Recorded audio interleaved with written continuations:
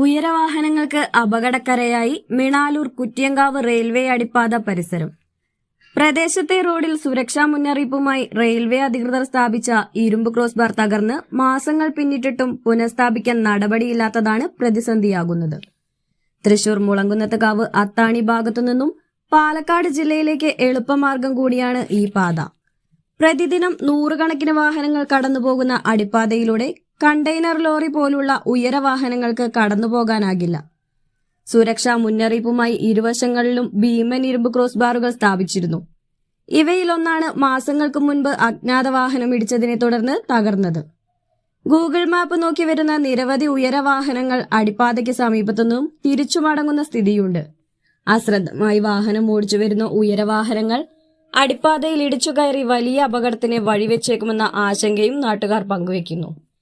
മേഖലയിലെ അപകടക്കെണി ഒഴിവാക്കണമെന്നും cross bar പുനഃസ്ഥാപിക്കാൻ നടപടി സ്വീകരിക്കണമെന്നും DCC general secretary K. Ajith Kumar ആവശ്യപ്പെട്ടു.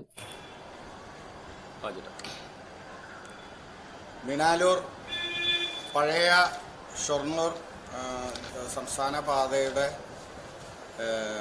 റെയിൽവേ ലൈനിലൂടെ അടിയിൽ നിർമ്മിച്ചിട്ടുള്ള പുതിയ അണ്ടർപാസ്, ആ അണ്ടർപാസിൻ്റെ നിശ്ചിത ഉയരത്തിലുള്ള വാഹനങ്ങൾ മാത്രം പാസ് ചെയ്യാൻ വേണ്ടി വെച്ചിട്ടുള്ള ക്രോസ് ബാർ വാഹനം ഇടിച്ച് ഇതിനെ തുടർന്ന് കേടുവന്ന് കിടക്കാൻ തുടങ്ങിയിട്ട് മാസങ്ങളായി.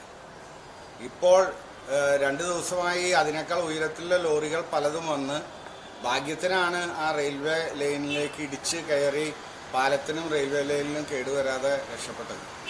ഈ ക്രോസ് ബാർ ഇല്ലാതെ ഇനിയും കിടക്കുകയാണെങ്കിൽ രാത്രിയിലോ മറ്റോ പട്ടാമ്പിക്കൊക്കെ ഏറ്റവും ഷോർട്ട് റൂട്ടായിട്ട് ഗൂഗിൾ കാണിക്കുന്ന വഴിയാണത്. അപ്പോൾ ആ ഷോർട്ട് റൂട്ട് എന്ന് കരുതി ഉയരമുള്ള വാഹനങ്ങൾ വന്നാൽ അത് ഇടിക്കുകയും ആ പാലം തകരുകയും ചെയ്താൽ റെയിൽവേ യാത്രയ്ക്ക് വരെ അപകടമുണ്ടാക്കാൻ കഴിയുന്ന രീതിയിലേക്ക് അത് മാറും. അതുകൊണ്ട് അടിയന്തരമായി ആ റെയിൽവേ ക്രോസ് ബാർ പുനർനിർമ്മിച്ച് അപകടമുണ്ടാകുന്ന സാഹചര്യം തടയണം എന്നാണ് എനിക്ക് ആവശ്യപ്പെടാനുള്ളത്.